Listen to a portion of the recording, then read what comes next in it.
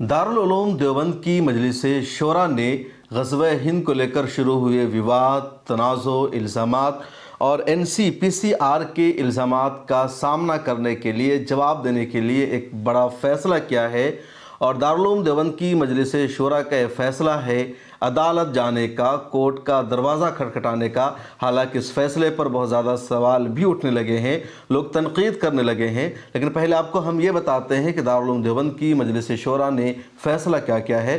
दरअसल पहले से इन्हीं तारीख़ों में यानी 27-28 फरवरी को दारुल उलूम देवबंद की मजलिस शोरा का इजलास तय था। दारुल उलूम देवबंद की मजलिस शोरा को आप एग्जीक्यूटिव बॉडी कह सकते हैं, जो दारुल उलूम देवबंद के तमाम तर फैसले करती है। इस बॉडी की मीटिंग हुई और इस बॉडी ने यह फैसला किया कि NCPCR यानी national commission for protection of child rights ने पिछले दिनों दारुल उलूम देवबंद को जो नोटिस भेजा था, इसके अलावा सहारनपुर के DM और देवबंद